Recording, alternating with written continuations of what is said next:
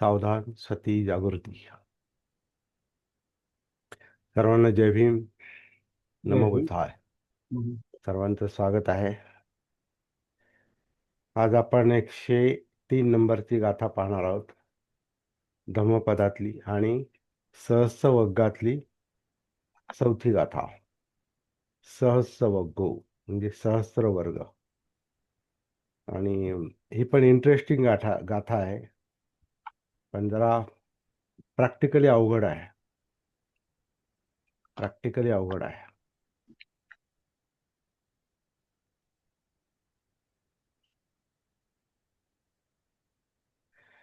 यो सहस्रं सहस्रेण संगामे मानुषे जिने एकं च जेयमत्तानं सवे संगाम उत्तमो.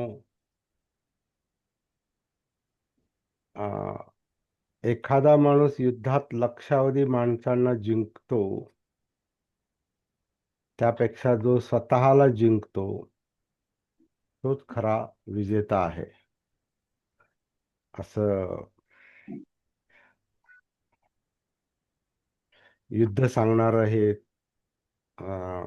ही फिलॉसॉफी आहे किंवा युद्ध सांगणारी गाथा आहे. आणि 2 युद्ध आहे त्याच्यामध्ये, एक बाहेरचं युद्ध आणि आतलं युद्ध.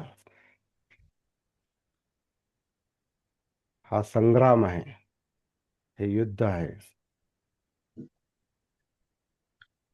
संगर संगर संग्राम, युद्ध अशा अर्थाचं हे वचन आहे, ही गाथा आहे. यो जो सहस्रं सहस्रेन संगामे माणुसे जिने, जो सहस्रं सहस्रेन म्हणजे आपण काय म्हणतो त्याला, सहस्रावधी. सहस्रावधी म्हणजे लाखो, म्हणजे 1000 गुणिले 1000 असं ते सहस्रेन.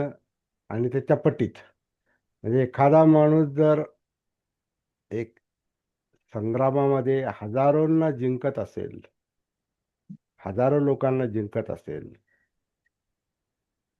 पण तोच माणूस खरा उत्तम योद्धा आहे किंवा विजेता आहे, जो स्वतःला जिंकतो. सहस्रं सहस्रेन संगामे, संगामे म्हणजे संग्रामामध्ये, माणुसे जिने माणसांना जिंकतो. एकं च जेयम अत्तानं, एकच असं आहे की अत्तानं जेय म्हणजे स्वतःला जिंकणं. जय म्हणजे जिंकणे. सवे संग्रामच उत्तमो, तोच उत्तम संग्राम आहे, म्हणजे तीच खरी लढाई आहे. तोच खरा विजेता आहे, जो स्वतःला जिंकतो. आणि फार मोठी गोष्ट सांगितली इथे, आणि पुष्कळ गोष्टी चर्चा करण्यासारख्या आहेत, विचारात घेण्यासारख्या आहेत. आता इथे एक मुद्दा महत्वाचा आहे की ज्या काळात युद्ध चालत होती अगदी समोरासमोर, तर कारण तो जो काळ होता हा संग्रामांचाच काळ होता, युद्धांचाच काळ होता. आणि छोटी छोटी राज्य होती, छोटी छोटी उपराज्य होती, आणि प्रत्येकाचा कोणाशी तरी काहीतरी वाद हा असायचाच. आणि संग्राम चालायचे. आता प्रत्यक्ष आपण सिद्धार्थ गौतमांचं उदाहरण जर घेतलं, तर त्यांना या संग्रामामुळे त्यांना घरातून म्हणण्यापेक्षा राज्यातून बाहेर जावं लागलं. कपिलवस्तूमध्ये त्यांना त्यांची जी हकालपट्टी केली गेली.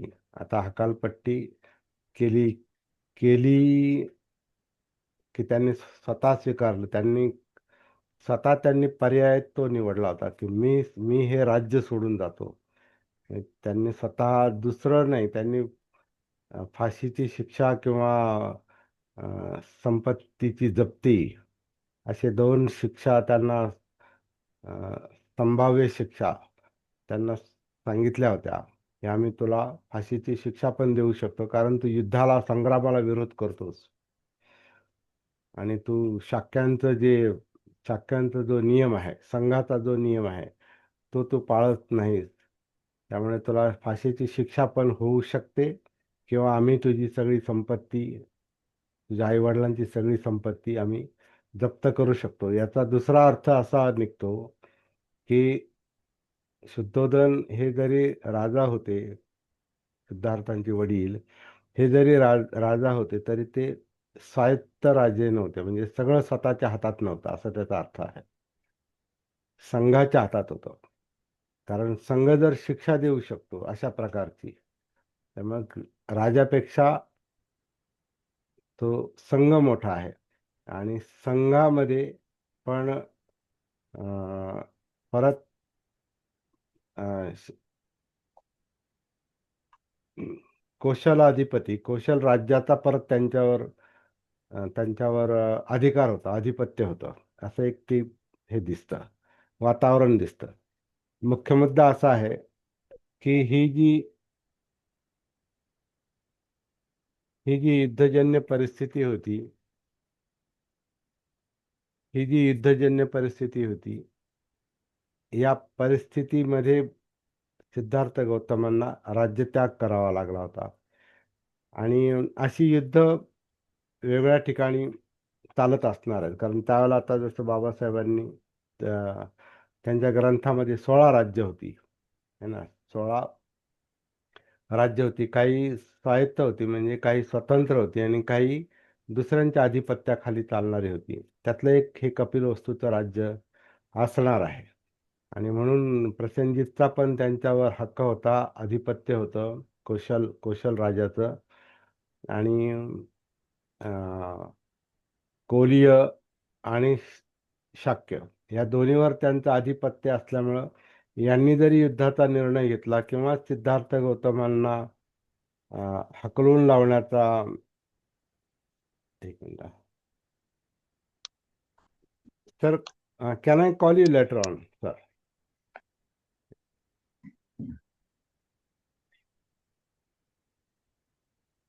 श्रीलंकेचा फोन होता. तर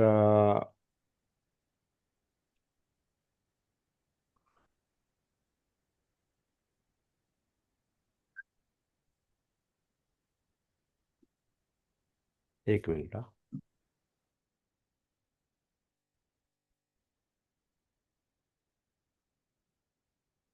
sir, I am busy in meeting for the time being. Yeah, I will call you later, sir. Yeah. Okay. I will call you later now. Later on. I am in the meeting. Yeah.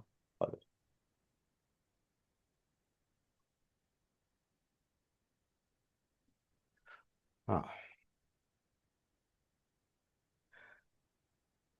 तर 16 राज्य होती, आणि त्या 16 राज्यांमध्ये अशा प्रकारची ही युद्धजन्य परिस्थिती असणार आहे. त्याच्यामुळं आता ही गाथा जी अशा प्रकारे सांगितली की हजारो लोकांना जिंकणारा मनुष्य, म्हणजे तशा प्रकारची ती परिस्थिती होती, म्हणून ती तशा प्रकारचं उदाहरण आहे, किंवा तशा प्रकारची ती तुलना आहे. आता असं आपल्याला आज आज पाहायला मिळणार नाही. आत्ताही युद्धजन्य परिस्थिती असते, परंतु त्याचं स्वरूप वेगळं आहे. तर मुख्य मुद्दा इथे आपल्याला विचारात घेण्यासारखा हा आहे की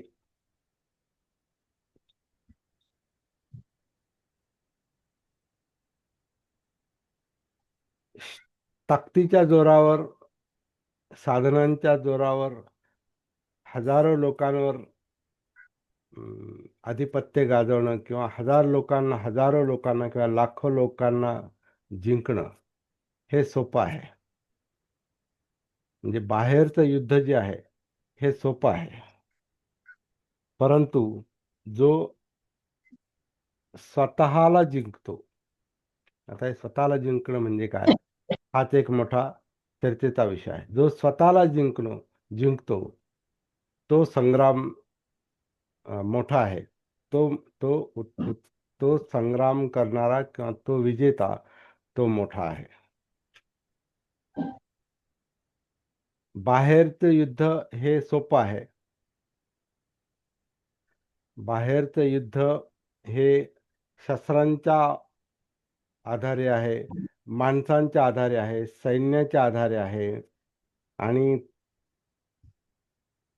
आपली ताकद दुसऱ्यांवर हवी करण्या इतकी परिस्थिती असेल, दुसऱ्यांवर आधिपत्य गाजवण्या इतकी, दुसऱ्याला जिंकण्या इतकी आपल्यामध्ये ताकद असेल, तर ही हे युद्ध जे आहे, हे जिंकणं तसं सोपं आहे तुलनेनं. परंतु स्वतःला जिंकणं, आता स्वतःला जिंकणं म्हणजे काय? याचं थोडंसं पारंपरिक आणखीन स्पष्टीकरण पाहायचं झालं तर मार आणि बुद्धाचं युद्ध अशी एक कल्पना सांगितलेली आहे. आता हा मार आणि बुद्ध म्हणजे एक जागृत व्यक्ती ज्यांना जीवनाचा बोध झालेला आहे, ज्यांना जीवनाचा बोध झालेला आहे, जगणं काय हे कळालेलं आहे आणि त्यांना आपल्यातल्या ज्या आंतरिक शक्ती आहेत, ज्या यातना देतात, ज्या विचलित करतात, ज्या दुःख देतात, ज्या लोभाला प्रवृत्त करतात, द्वेषाला प्रवृत्त करतात, अशा ज्या काही आपल्या आंतरिक शक्ती आहेत, ज्याचा परिणाम हा दुःखदायक आहे, यातनादायक आहे, अशा आंतरिक शक्ती ज्या आहेत, मुख्यतः लोभ आणि द्वेष आणि अविद्या, पण ही पण हा शत्रूसारखाच आहे. तोही मारत आहे. तर अविद्येचा मार किंवा लोभ किंवा द्वेष, अ, ह्या ज्या चित्तातल्या शक्ती आहेत, ह्या चित्तातल्या शक्ती ह्या नेहमी आपली ओढाताण करत असतात. त्यांच्यामुळे आपलं चित्ताचं, मनाचं नेहमी ओढाताण चाललेली असते. मन विचलित असतं. त्याच्यामुळे चंचल असतं आणि त्याच्याशी अ, आपण त्याच्या अधीन असतो. जेव्हा आपण जागृत नसतो, तेव्हा आपण त्याच्या अधीन असतो. आपल्या विकृतींच्या अधीन असतो. आपल्या लोभाच्या अधीन असतो, द्वेषाच्या अधीन असतो. आपल्या इच्छा, आकांक्षा, तृष्णा यांच्या अधीन असतो. आपण आपल्या रागाच्या अधीन असतो, म्हणजे क्रोधाच्या अधीन असतो. आपण आपल्या आपल्या हावरटपणाच्या अधीन असतो. आपण आपल्या कामछंद किंवा इंद्रिय तृष्णांच्या अधीन असतो. आळसाच्या अधीन असतो, जडत्वाच्या अधीन असतो, चंचलतेच्या अधीन असतो, अस्वस्थता, हे जे काही ह्या ज्या काही विकृती आहेत, या सगळ्या विकृतींना मार असं म्हटलेलं आहे. मार. आता मार याचा प्रत्यक्ष अर्थ मारणार असा होतो आणि मारल्यावर काय होतं आपल्याला माहिती आहे. मार लागला, कुठलाही मार असो, ॲक्सिडेंटमधला मार असो, नाहीतर आपला मारहाणीतला मार असो, मार लागल्यावर माणूस तडफडतो. या माणसाला त्रास होतो आणि जेवढा जास्त मार, तेवढा जास्त त्रास. मुक्का मार असेल तर तो तसा त्रास, अगदी रक्तबंबाळ असू तर तो त्रास, अगदी जीवघेणा मार असेल, अगदी एखादा म्हणजे ते काय म्हणतात ना, मरता-मरता एखादा वाचतो, तर तो त्रास. तर हे त्रासाचे जे प्रकार आहेत, ह्याच्यातून आपल्याला त्या यातना आपल्याला लक्षात येतात.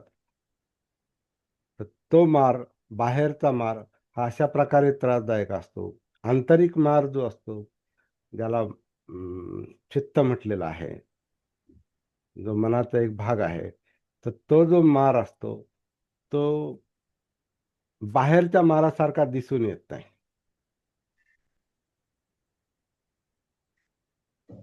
बाहेरच्या मारासारखा दिसून येत नाही. ती आपल्याच चित्तातली अशी एक नकारात्मक शक्ती असते, जी सतत आपल्याला त्रास देत असते, जन्मापासूनच. म्हणून दुःख हे जन्मापासूनच आहे आणि त्याचं स्वरूप हे खूप गूढ आहे. गूढ म्हणजे अशा अर्थानं, की बाहेरचा शत्रू दिसतो, बाहेरच्या शत्रूचा मारा दिसतो, आतला शत्रू, आतला मार हा दिसून येत नाही. का दिसून येत नाही? तर आपल्याला आपला स्वतःचं भान नसतं. आपल्याला आपल्या स्वतःची जागृती नसते, सती नसते आणि त्याच्यामुळं लोभ कुठून निर्माण होतो, द्वेष कुठून निर्माण होतो, राग कुठून निर्माण होतो, चीड कुठून निर्माण होते, अस्वस्थता कशी निर्माण होते, कामछंद कशामुळे निर्माण होतो, आळस का निर्माण होतो, जडत्व का येतं, अस्वस्थता का असते, डाऊटफुल नेचर का असतं, म्हणजे सतत असं अनिश्चितता, मानसिक अनिश्चितता, म्हणजे हे करू का ते करू, इकडे जाऊ की तिकडे जाऊ, काय करावं हे जे कळत नाही आपल्याला जगताना, ती डाऊटफुल अवस्था आहे. म्हणजे विचिकिच्छा त्याला म्हटलेलं आहे. ती मानसिक अस्पष्टता आहे आणि ही अस्पष्टता खूप खूप मोठ्या प्रमाणात असते. म्हणून आपल्याला जीवन जगताना कधी-कधी काही निर्णय आपल्याला घेता येत नाही आणि तशाच अवस्थेत आपण काही कृती करतो, तसंच आपण बोलतो किंवा वागतो आणि त्याचे परिणाम आपल्याला मग भोगावे लागतात. पण हे सगळं एक कुठं चाललंय? म्हणजे कशामुळे चाललंय आणि कोणत्या ठिकाणी, म्हणजे कुठं, ज्याला आपण मन म्हणतो, चित्त म्हणतो, ते कुठं आहे? हे दिसत नाही. हे जाणवत नाही. का? तर निसर्गतः आपलं चित्त हे खूप मोठ्या प्रमाणात हे काय म्हणू आपण त्याला, एक बधीर अवस्थेतच असतं, एक अजागृत अवस्थेत असतं. ज्याला आपण अनकॉन्शियस म्हणतो. म्हणजे अनकॉन्शियस म्हणजे न जाणवणारी गोष्ट मोठी असते. जाणवणारी गोष्ट, लक्षात येणारी गोष्ट थोडीच असते, मनातली, चित्तातली, स्वतःच्या बाबतीतली. परंतु 80% 90% भाग जो असतो ना, हा सुप्त असतो चित्ताचा, मनाचा. म्हणून आपल्यातल्या आपल्याला ज्या ज्या गोष्टी आपण आता पाहिल्या, नकारात्मक गोष्टी, मार, हा मार आपल्याला दिसत नाही. आणि जी आपली सुखासाठी धडपड चाललेली असते, ते ह्या मारामुळे, ह्या नकारात्मक शक्तींचा आपल्यावर जो प्रभाव असतो, त्याच्यातून सुटका करण्यासाठीच असते. म्हणजे अमुक एक गोष्ट पाहिजे, काय पाहिजे माहीत नाही, किती पाहिजे माहिती नाही. परंतु चित्ताला, मनाला ती पाहिजे आणि शरीर त्याला प्रतिसाद देतं. कारण शरीर मनाचं गुलाम आहे, चित्ताचं गुलाम आहे. त्याला जे काही पाहिजे, चित्ताला, मनाला, त्याप्रमाणे हे आपलं 60, 70, 80, 85 किलोचं जे काही आपलं वजन असेल, हे अख्खं शरीर त्या चित्ताच्या इच्छा, आकांक्षांच्या, अपेक्षांच्या, विकारांच्या, विकृतींच्या, लोभाच्या, द्वेषाच्या, आळसाच्या अधीन जातं. कारण शरीर हे मनाप्रमाणेच चालतं. शरीर हे चित्ताप्रमाणेच चालतं आणि मनाचा, चित्ताचा असा एक जागृत भाग असतो, ज्याला हे सहन होत नाही आणि मग त्याच्यासाठी ही सगळी तडफड चाललेली असते, धडपड चाललेली असते. आणि बरीचशी धडपड ही अशी असते, की इच्छा, आकांक्षा, अपेक्षा खूप असतात किंवा नको असलेल्या गोष्टींची पण इच्छा खूप असते, का हे नको, नको, नको, नकोच. हे पण खूप मोठ्या प्रमाणात असतं. पाहिजे हे पण खूप मोठ्या प्रमाणात, म्हणजे लोभ पण खूप मोठ्या प्रमाणात, द्वेष पण खूप मोठ्या प्रमाणात आणि इकडं जागृतीला किंवा जी समज असते जीवनाबद्दलची, ज्याला ते सहन होत नाही, ते यातना सहन होत नाहीत. ते लोभातलं आणि द्वेषातलं यश, अपयश सहन होत नाही. त्याच्या यातना सहन होत नाही. ते जागृत मन, चित्त त्याच्या परिणामातून सुटण्यासाठी तडफडतं. म्हणजे दुःखमुक्तीसाठी ते तडफडतं, धडपड करतं. या विकृतींच्या माऱ्यामुळे, माराच्या माऱ्यामुळे होणाऱ्या त्रासातून मुक्त होण्यासाठी हे चित्त, मन तडफड करत असतं. तर हे आतल्या आत चालणारं हे युद्धच आहे. तर बुद्ध आणि मार यांचं युद्धच चाललेलं आहे, असं एक प्रतिमा, अशी एक कल्पना करून काही स्पष्टीकरणं ग्रंथामध्ये येतात. पण त्याचा अर्थ हाच आहे आणि तो आपण आपल्या अनुभवाच्या आधारे आपण अ, पाहिला पाहिजे. तरच ते बुद्धांचं माराशी युद्ध जे आहे, ते लक्षात येतं. कारण आपल्यातही मार आहे आणि आपल्यालाही तो नको असतो. आपल्याला पण चिंता, अस्थिरता, अस्वस्थता, भय वगैरे हे नको असतंय. आपल्याला शांतता पाहिजे असते. आपल्याला स्थिरता पाहिजे असते. आपण त्याला म्हणतो आपल्याला सुख पाहिजे असतं. सुख का पाहिजे असतं? कारण दुःख असतं आणि दुःख आपल्याला सहन होत नाही आणि दुःखाचं कारण हा मार आहे. म्हणजे वेगवेगळ्या प्रकारच्या विकृती आहेत आणि हा एक मानसशास्त्राच्या दृष्टीनं खूप मोठा अभ्यास पण आहे. याच्यावर अं, अभिधम्मातल्या काही शिकवणी ज्या आहेत, त्या याच्या अनुषंगाने सांगितलेल्या आहेत. तो एक वेगळा अभ्यासाचा विषय आहे. परंतु थोडक्यात त्याला मार असं म्हटलेलं आहे. मार म्हणजे मारणारा म्हणजे यातना देणारा. जसा बाहेरचा मार यातना देतो आपल्याला. अपघात असो नाहीतर कुठली मारहाण असो नाहीतर आपला अं, कुठलं साध्या लागणं, खरचटणं, टोचणं हे असो, भाजणं असो किंवा कोणाच्या बोलण्यामुळं आपल्याला होणारं दुःख असेल किंवा आपल्या मनासारखं न झाल्यामुळं होणारं दुःख असेल, तर हे हे बाहेरच्या गोष्टींमुळे होणारं दुःख हे तर आहेच आहे. परंतु आतलं जे दुःख आहे, ते नैसर्गिकच आहे ते. हे लोभ-द्वेषाचं जे दुःख आहे, हे पण नैसर्गिकच आहे. परंतु ते दुःख याच्यामुळं ते जास्त त्रासदायक असतं, की त्याला आपण ओळखत नाही. त्याला आपण जाणत नाही. कारण त्याचा बोध नाही. कारण आपण जागृत नाही. कारण आपण भानावर नाही. सतीमध्ये नाही. तर जेव्हा आपण जागृत होण्याचा प्रयत्न करतो जाणीवपूर्वक, म्हणजे सती साधना. जागृतीचा जेव्हा आपण प्रयत्न करतो जागृत होण्याचा,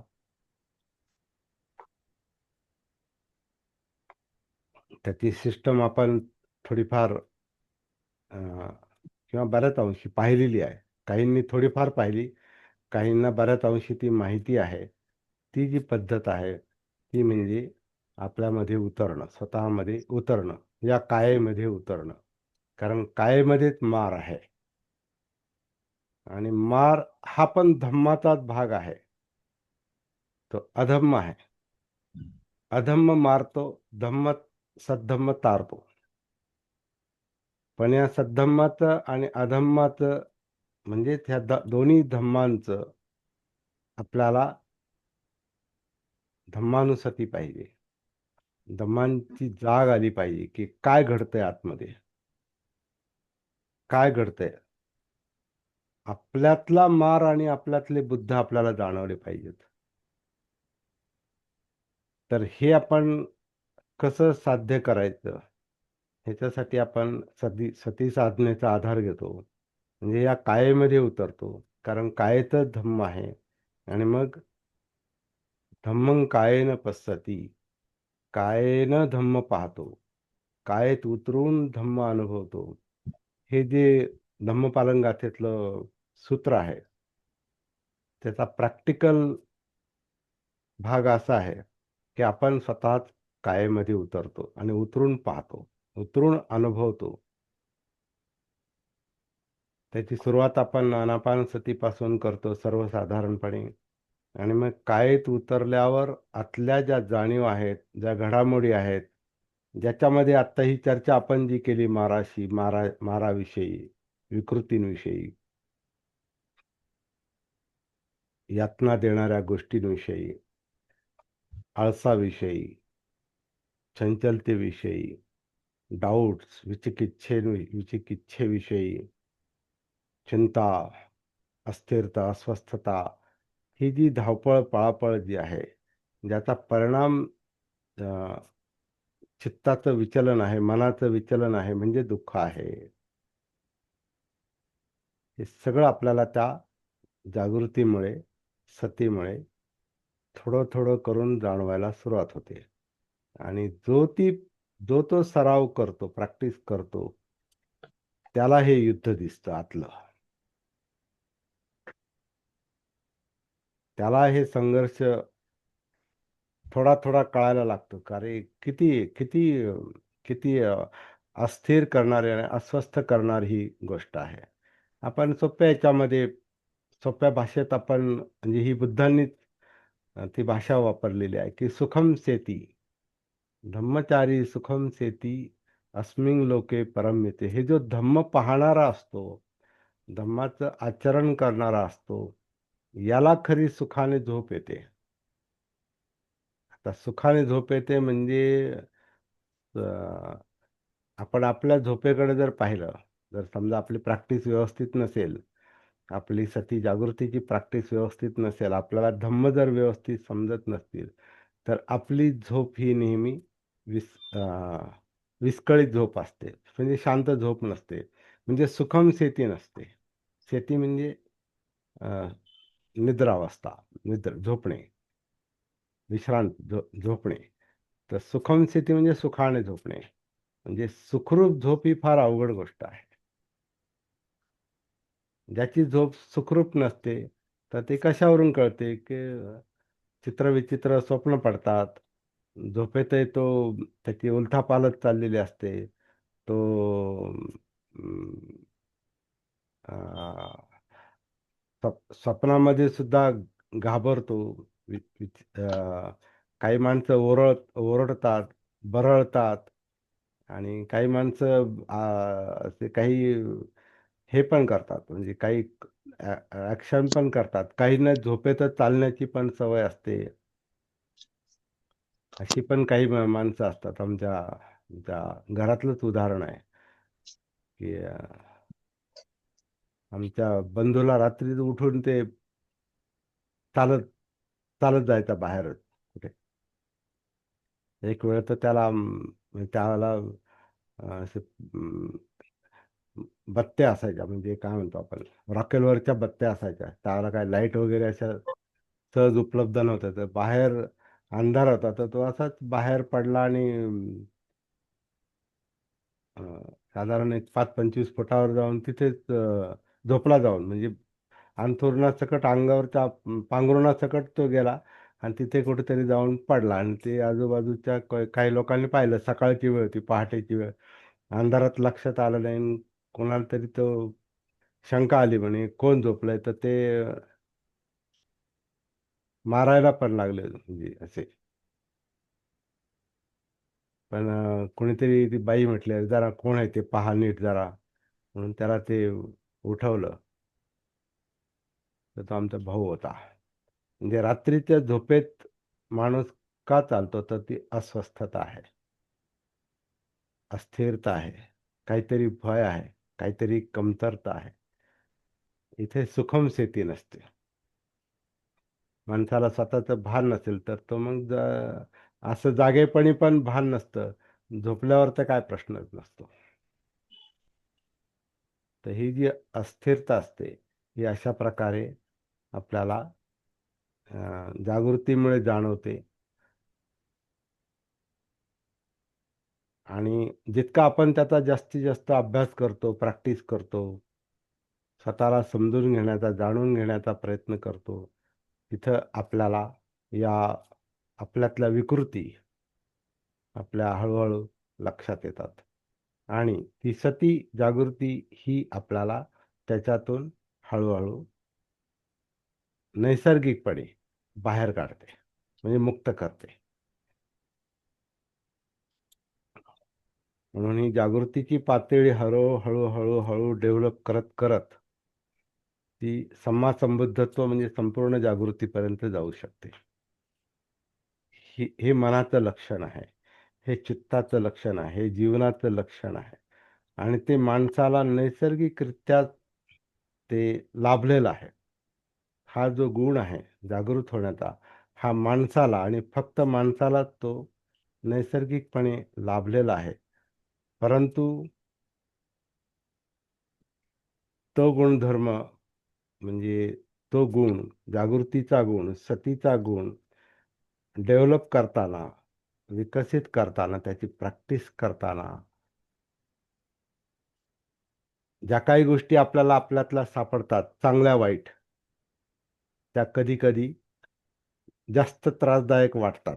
ते त्रासदायक आधीच असतात, पण त्या जाणवल्यावर जास्त त्रासदायक कधी कधी भयकारक पण वाटतात. पण ते स्वीकारावं लागतं की जीवनाचं स्वरूप हे असंच आहे.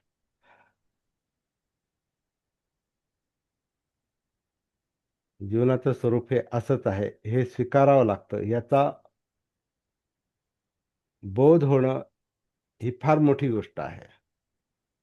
म्हणजे ज्याच्यासाठी जगण्यातली धडपड चाललेली असते प्राणीमात्रांची, सगळ्या माणसांची आणि प्राणीमात्रांची, ज्याच्यासाठी तडफड चाललेली असते, धावपळ चाललेली असते, ती ह्याच्यासाठी चाललेली असते, मुक्त होण्यासाठी, म्हणजे शांततेसाठी. किंवा आपण आता ह्या भाषेत आपण असं पाहू की सुखम शेतीसाठी. माणसाला सुख पाहिजे म्हणजे सुखम शेती पाहिजे, म्हणजे असं बिनधास्त थोडंसं जीवन असलं पाहिजे. ज्याच्यात कुठलाही त्रास नको. त्याचा निकष किंवा त्याचा पुरावा काय?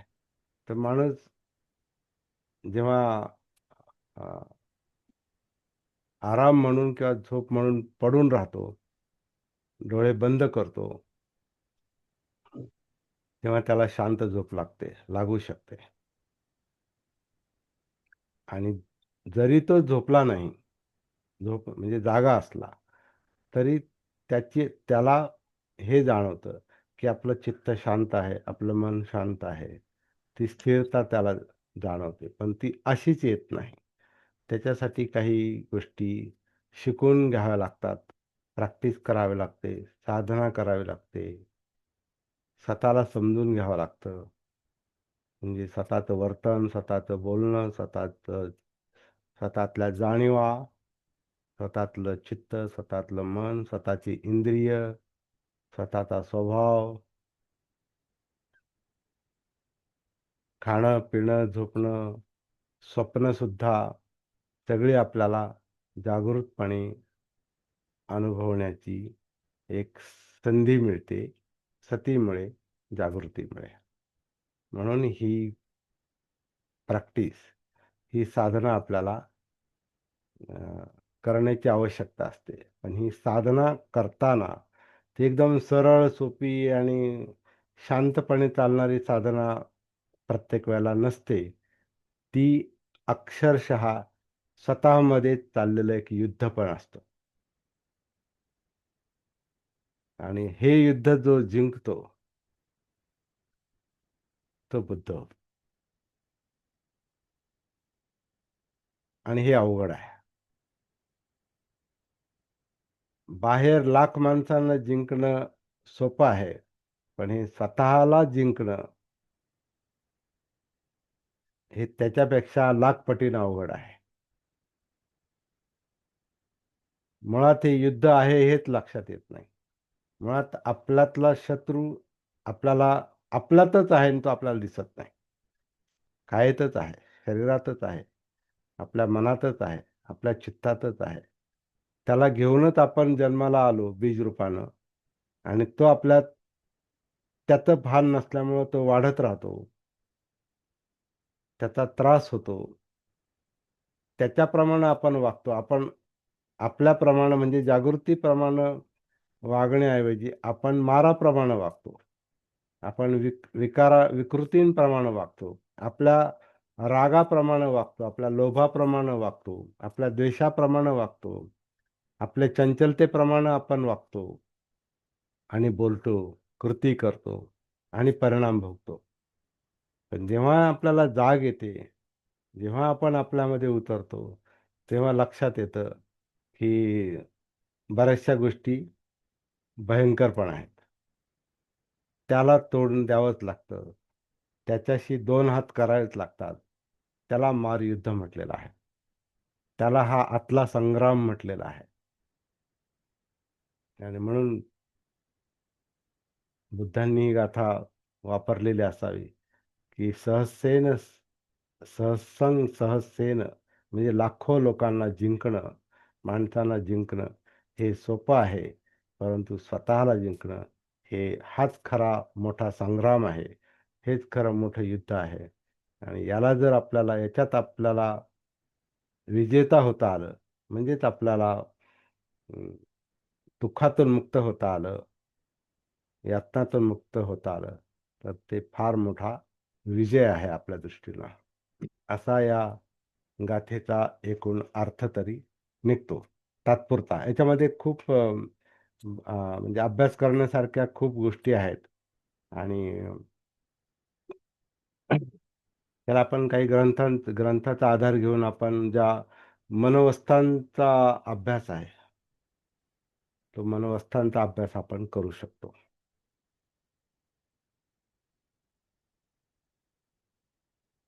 तो एक वेगळा विषय आहे. सध्या हा एक परिचय म्हणून या गाथेच्या निमित्तानं आपण एक अ, आपल्या कामाचं जे स्वरूप आहे, म्हणजे त्याला आपण कार्यशाळा म्हणतो. हा शब्दप्रयोग कारण आपण कार्य करतो. त्यामुळे आपण असं काहीतरी निष्क्रिय बसलो आणि निष्क्रिय बोलतोय आणि बडबड करतोय आणि उगीचच काहीतरी वाचता येतं म्हणून वाचतो, असा त्याचा अर्थ नाही. अभ्यास करता येतो म्हणून अभ्यास करतो असा नाही. तर ह्याचा प्रॅक्टिकल उपयोग जो आहे, तो एखाद्या युद्धासारखा आहे, संग्रामासारखा आहे. आणि हे वीराचं काम आहे. वीर हे सामान्य काम नाही. हा सामान्य संघर्ष नाही. हे सामान्य युद्ध नाही. हे मोठं युद्ध आहे. कारण हे आपलाच वाद आपणाशी, असं तुकारामांचं जे म्हणणं आहे, आपलाच वाद आपणाशी, हे आपलंच आपल्या स्वतःशी हे युद्ध असतं.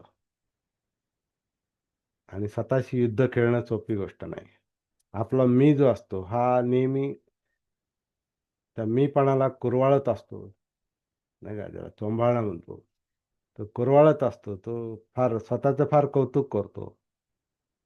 म्हणजेच ह्या गोष्टीला तो झागडाल करतो. नाही, नाही, मी तसा नाही. नाही, नाही, मी फार चांगला आहे आणि मला सगळं माहिती आहे. आणि कालची एक कालच्या वर्कशॉपमधली घटना ही बोध घेण्यासारखी आहे. काल टिळकनगरला जो वर्कशॉप झाला, तिथे एक ज्ञानी बाई आली होती. म्हणजे गावातलीच होती, पण ज्ञानी होती. तिने एकदम निर्वाणावर बोलायला सुरुवात केली, पण इतकी गोंधळलेली होती. तर तिच्यातला मार तिला दिसत पण नव्हता. ती काय बोलत होती, ती का बोलत होती तसं. आणि कळालं नाही तरी सगळं कळालं, असं जी आव आणत होती, तिची अस्वस्थता ही आम्हाला तिथे जाणवत होती.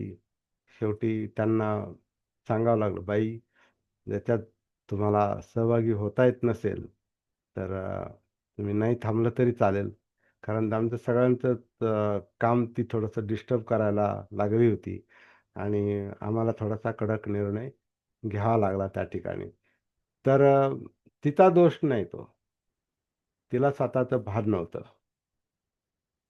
तिला ते कळतच नव्हतं ती काय बोलते. तिच्याकडच्या ज्ञानाचा अर्थही ते निर्वाणावरच बोलत होती आणि बऱ्याच गोष्टी बोलत होती. कारण अभ्यास असेल, काही ऐकलं असेल. अ, पण जे ऐकलं किंवा जे माहिती होतं ते तिला कळत नव्हतं, हे स्पष्ट दिसत होतं. आणि ती खूप बडबड करत होती, खूप बोलत होती आणि निराधार बोलत होती.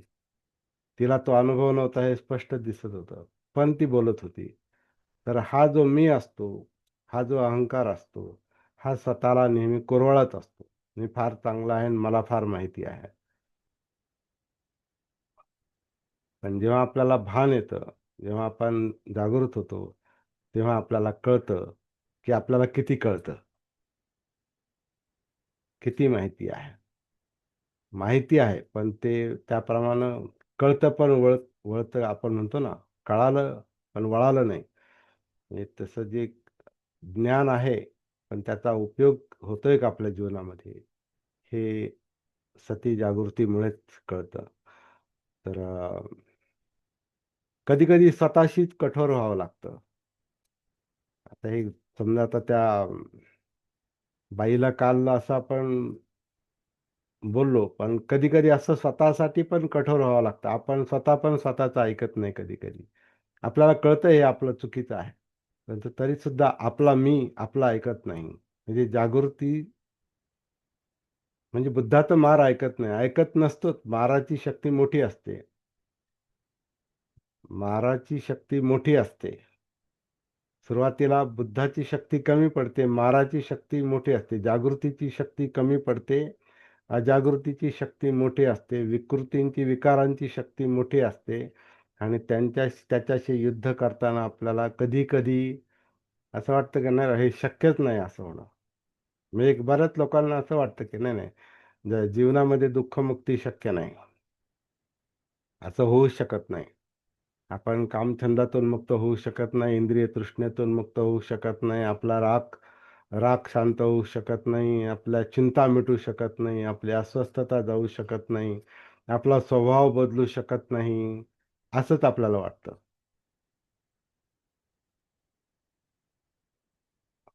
कारण त्याची तीव्रता तेवढी आहे, त्याची ताकद मोठी आहे. आणि एखाद्या ताकदवान शक्तीशी जर 2 हात करायचे असेल, तर मग आपल्याला आपली ताकद वाढवावी लागते. तर अजागृतीची ताकद, गाफीलपणाची ताकद ही मोठी आहे. कारण ती जन्माबरोबरच आलेली आहे. भान नसलेली अवस्था. मग त्या तोडीचं भान, त्या तोडीची जागृती आपल्याला जर डेव्हलप करायची असेल, वाढवायची असेल, तर किती प्रयत्न करावे लागतील हे प्रयत्न करणाऱ्यालाच कळतं. ही सांगण्याची पण गोष्ट नाही. पण लढत राहावं लागतं. ही लढाईच आहे. स्वतःमधली लढाईच आहे. जो ही लढाई जिंकतो, ती त्याची मोठी लढाई आहे असं ही गाथा आपल्याला सांगते. या ठिकाणी मी थांबतो. जी गोष्ट आपल्यात आहे असं आपल्याला जाणवतं, ती पर्सनल नाही. पर्सनल म्हणजे आपण होऊन राग आणत नाही ना. आपण होऊन तृष्णा, इच्छा, आकांक्षा, भय हे स्वतःहून आपण आणतो. हां, मला भय आलं पाहिजे. असं नाही ना ते, की मी राग घेऊन आलोय किंवा हां, मला आता रागवायचं असं म्हणून रागवत नाही. आपल्याला राग येतो, जे काही कारण असेल त्याच्यामुळे. पण राग आल्यानंतर आपल्याला कळतं, की हा राग आलाय. म्हणजे आपण आणत नाही, तो येतो.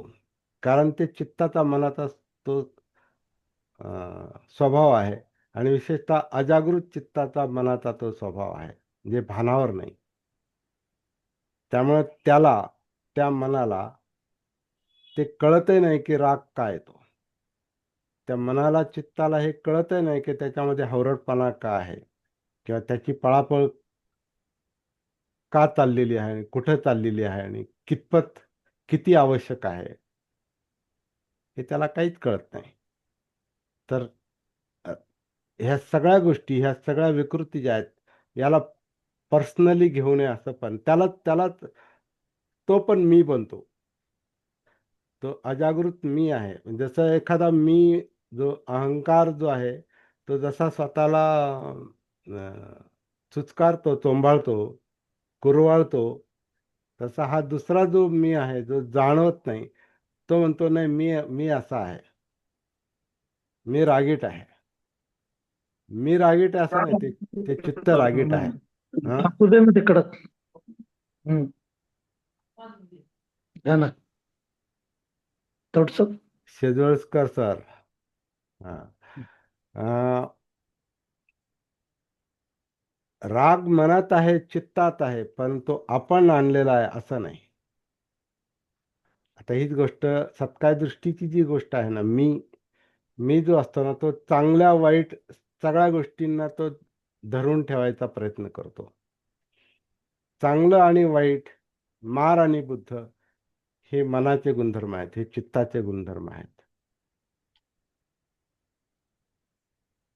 आणि मन चित्त आपण घेऊन आलेलं नाही,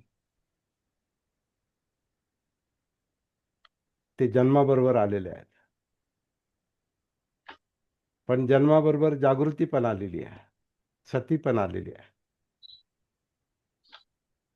त्याच्यामुळे सगळ्याच गोष्टी अशा पर्सनली मीन माझ्या असं अशा पद्धतीनं आपण ते जर अं, बाहेर भांडतो तसं आत नाही भांडता येणार.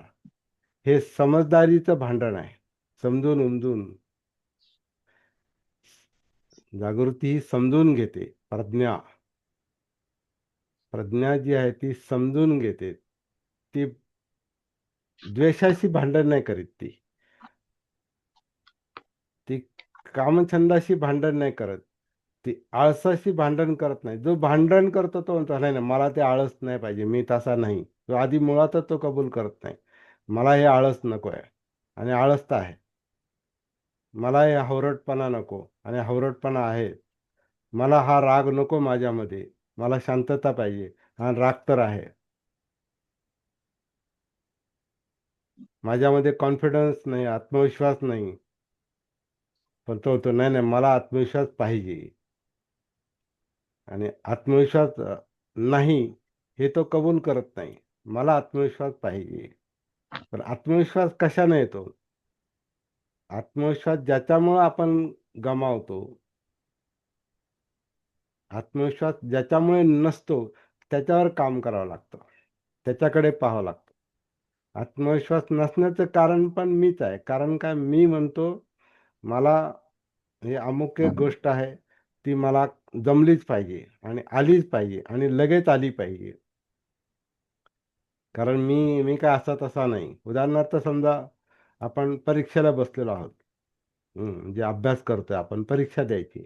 मग परीक्षा देणारा काय म्हणतो, नाही नाही, मला ते पास व्हायचंच आहे आणि मला ते इतके इतके टक्के मार्क पडलेच पाहिजेत आणि मला अमक्याच्या पुढं जायचंय आणि माझा इतका नंबर आलाच पाहिजे आणि अशी मला ती ग्रेड मिळाली पाहिजे किंवा इतके टक्के मला मार्क मिळालेच पाहिजेत आणि मी सगळ्यांच्या पुढं पाहिजे. त्याच्यामुळे त्याचं लक्ष अभ्यासावर नसतं.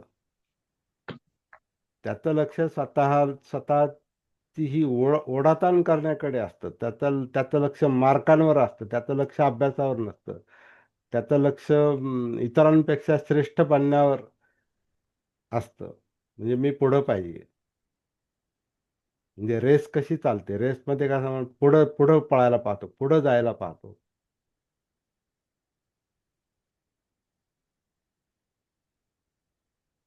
ज्याचं लक्ष पुढं जाण्यावर नाही, ज्याचं लक्ष समजा त्या रेसमध्ये पण आहे, पण ज्याचं लक्ष पळण्यावर आहे किंवा खेळण्यावर आहे, पळण्यावर आहे, तो खेळण्यात फक्त खेळतो. तो हे नाही पाहत मी इतरांपेक्षा चांगला खेळतो की खेळत नाही. त्याचं सगळं लक्ष त्या याच्यावर असतं, त्या पळण्यावर असतं. अभ्यास करणाऱ्याचं लक्ष अभ्यासावर असेल आणि तो जर मनापासून त्याला करता आला तर तो त्याच्यामध्ये पुढे जाणार.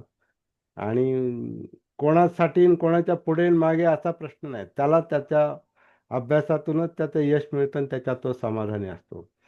तसं हे आपण जे स्वतःमधल्या या अ, त्रास देणाऱ्या गोष्टींचं, विकृतींचं त्यांच्याशी आपण जेव्हा अ, त्यांच्यावर आपण काम करतो आणि त्याच्यातून बाहेर पडायचा प्रयत्न करतो, तेव्हा आपण त्याच्याशी असं स्पर्धेचं, हे युद्ध जरी असलं तरी ते स्पर्धेसाठी नाही. कारण कोणाला दाखवायचं आपलं सुख आणि आपलं दुःख, हे कोणाला दाखवणार आहे तो आपण? हे कोणाला दाखवण्यासाठी नाही ना. दुःख आपलंच आहे आणि सुख आपल्यालाच पाहिजे, दाखवायचं कोणाला? त्यामुळं ती स्पर्धेचं युद्ध नाही. हे युद्ध अशा अर्थानं सांगितलेलं आहे की ते युद्धासारखंच आहे, पण बाहेरच्या युद्धासारखं नाही ते. बाहेरचं युद्ध सोपं आहे. आतलं युद्ध जे आहे स्वतःसाठी आणि स्वतःच्या समाधानासाठीच करायचंय. स्वतःला मुक्त करण्यासाठीच करायचंय. कारण ती गोष्ट, ती त्रासदायक गोष्ट, ही आपल्याला जीवन जगताना असह्य होते. त्रास होतो म्हणजे आपलं सगळं शांतता हरवते, आपली झोप हरवते. त्याच्यामुळे आपल्या आरोग्यावर परिणाम होतो. अनेक आजार जडतात. हे दुःख सहन होत नाही म्हणून हे युद्ध करावं लागतं. पण ते कसं करायचं हे माहीत नसल्यामुळे आपण दुसऱ्याच मार्गाने जातो.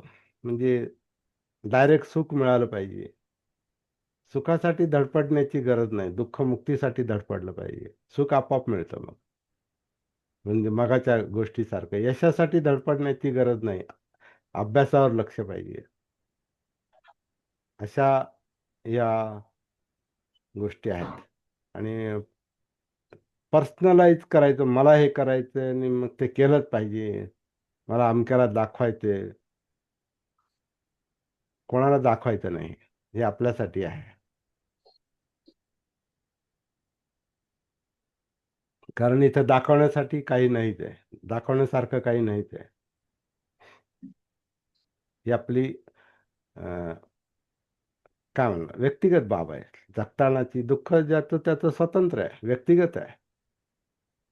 त्यामुळे त्याचे प्रयत्न पण व्यक्तिगत आहेत, स्वतंत्र आहेत. आपले मार्ग सगळ्यांचा एकसारखा असेल, पण प्रयत्न ज्याचे त्याचे, त्या मार्गावर चालण्याचे प्रयत्न ज्याचे त्याचे स्वतंत्र आहेत. त्यामुळे इथं स्पर्धा नाही.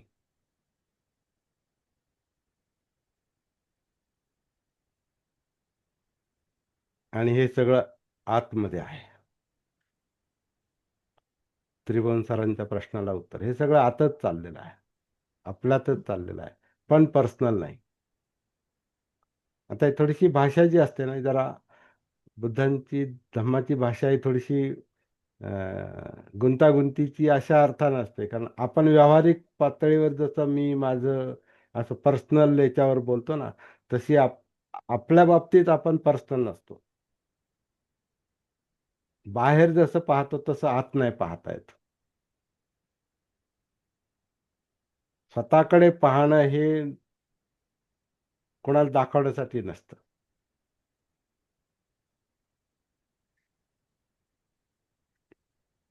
ती गरज आहे. आणि हे फार महत्वाचं आहे. म्हणून आता काही लोक जे कधी-कधी ज्ञानामध्ये, ध्यानामध्ये, प्राप्तीमध्ये जे इतरांशी स्पर्धा करतात आणि वाद घालतात, तर त्यांना तो समजला नाही, तो धम्म लक्षात नाही आला. हे काय वाद घालण्याची गोष्ट नाही. हे शो करण्याची गोष्ट नाही. दाखवण्याची गोष्ट नाही. ही आपलं कर्तव्य आहे.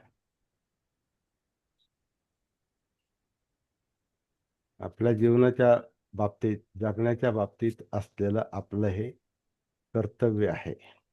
इथं कोणाला दाखवण्याचा, शो करण्याचा प्रश्नच नाही. आणि हे काम आपल्याला थोडंसं त्याच्यामुळे नम्रपणे पण करावं लागतं. परंतु व्यवहारात कधी-कधी आपल्याला थोडासा आपला पवित्रा बदलावा लागतो. जसा काल आपल्याला तो जे लोक काल उपस्थित होते, आता बेळकर सर किंवा घोडके किंवा अ, शीला मॅडम, मीनाक्षी मॅडम, त्रिभुवन सर, हे जे उपस्थित होते त्यांना माहिती आहे की कधी-कधी आपल्याला व्यवहारामध्ये वेगळी भूमिका घ्यावी लागते. परंतु हीच गोष्ट आपल्याला व्य आपल्या बाबतीत, स्वतःच्या बाबतीत स्वतःचा राग नाही करता येणार. स्वतः आपल्यामध्ये समजा अहंकार आहे आणि आपण पण फार उगीचच शो करतो. कारण आपल्याला भान नसतं ते. तर मग कधी-कधी आपली स्वतःची पण चीड येते आपल्याला, की काय जे आपल्याला समजलं नाही ते समजावून सांगण्याचा आपण प्रयत्न करतो. तर आपल्याला कधी-कधी आपला राग पण येऊ शकतो. पण ते रागावून जमणार नाही. स्वतःला समजून घ्यायचं. नाही, असं असं नाही जमणार. आधी आपण समजून घेऊ, अभ्यास करू, प्रॅक्टिस करू आणि मग दुसऱ्याला सांगण्याचा प्रयत्न करू. तर थोडंसं संयमानं चालावं लागतं. तर हे हा तसा कठोर पण मार्ग आहे, पण नम्र नम्र कठोरता आहे. स्वतःच्या बाबतीत पण नम्रपणे थोडंसं कठोर व्हावं लागतं. बाहेर कधी-कधी शो करावा लागतो. पण स्वतःच्या बाबतीत आपल्याला म्हणजे म्हणजे चुकीच्या गोष्टी आपण खपवून घेणार असं त्याचा अर्थ नाही, आपल्या स्वतःच्या पण. परंतु एक विनम्रपणे हे युद्ध आहे चालणारं. असं काहीसं त्याचं स्वरूप आहे. म्हणजे आता सगळ्याच गोष्टी आपल्याला स्पष्ट करणं जरा कठीण आहे. कारण जे लोकं युद्ध करतात स्वतःशी त्यांना ही भाषा लक्षात येत असेल. पण बऱ्याच अंशी अजून आपण शिकत आहोत. नेमकं आपल्याला काय करायचं? धम्माच्या मार्गावर चालायचं म्हणजे काय करायचं? हे आपण शिकतोय अजून. संजय महाले पण काल होते बरं का. त्यांचं नाव घ्यायचं राहिलं. संजय महाले उपस्थित आहेत. हरेगावचे आहेत आणि फार काल ग्रहणशीलतेनं ते ऐकत होते काल सगळं. बरेच लोक ग्रहणशीलतेनं ऐकत होते. सगळेच ऐकत होते. काही अपवाद वगळता. पण कालचं सत्र चांगलं झालं.